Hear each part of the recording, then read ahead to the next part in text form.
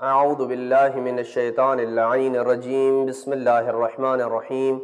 وصلی اللہ علی محمد وآل بیتہ الطیبین الطاہرین المعصومین۔ بارگاہ ملکوتی امیر المومنین سرزمین مقدس نجف اشرف سے قرآنی صورتوں کے فضائل کا سلسلہ سورہ النصر اور سورہ المسد تک پہنچا ہے۔ امام جعفر صادق علیہ السلام نے سورہ النصر کے فضائل کو بیان کرتے ہوئے یہ ارشاد فرمایا، من قرأ اذا جاء نصر اللہ والفتح فی نافلۃ او فریضۃ، جو بندہ مستحب نماز میں یا واجب نماز میں سورہ النصر اذا جاء نصر اللہ والفتح کی تلاوت کرتا ہے، نصرہ اللہ علی جمیع اعدائہ، اللہ سبحانہ وتعالیٰ اسے اس کے تمام دشمنوں پہ نصرت اور فتح عطا کرتا ہے۔ وَجَاءَ يَوْمَ الْقِيَامَةِ وَمَعَهُ كِتَابٌ يَنْطُقُ، جب یہ بندہ قیامت کے دن اللہ سبحانہ وتعالیٰ کی بارگاہ میں آئے گا تو اس کے ہاتھ میں ایک کتاب ہوگی جو بول رہی ہوگی، گویا وہ گواہی دے رہی ہوگی کہ یہ بندہ دنیا میں نیک اور صالح تھا۔ وَقَدْ أَخْرَجَهُ اللَّهُ مِنْ جَوْفِ قَبْرِهِ فِيهِ أَمَانٌ مِنْ حَرِّ جَهَنَّمْ وَمِنَ النَّارِ، اور اللہ سبحانہ وتعالیٰ اسے اس کی قبر سے نکال کے ایک ایسی جگہ لے جائے گا جہاں پہ اس کے لیے امان ہوگی، اور اسے آتش جہنم کی تپش اور آتش جہنم سے محفوظ رکھے گا۔ وَمِنْ زَفِيرِ جَهَنَّمْ، اور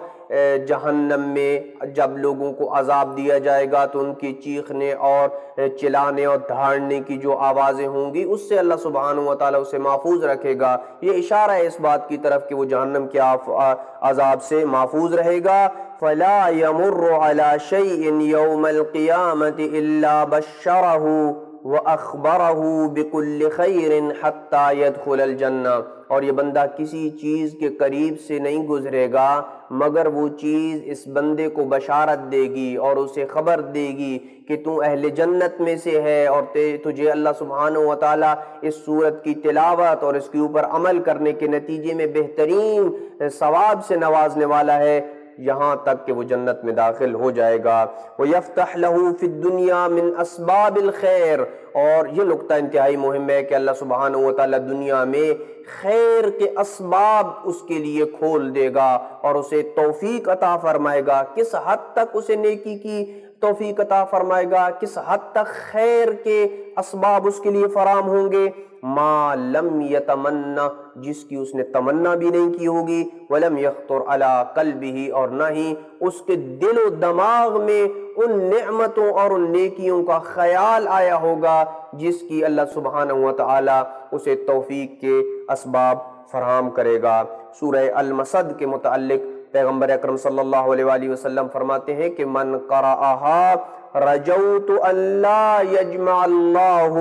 بینہ وبین ابی لہب فی دار واحد،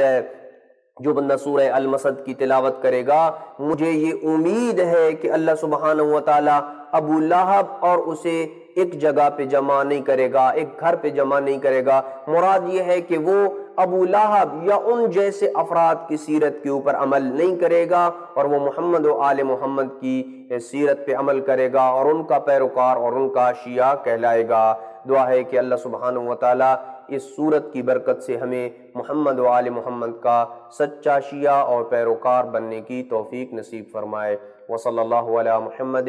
وآل بیتہ الطیبین الطاہرین المعصومین۔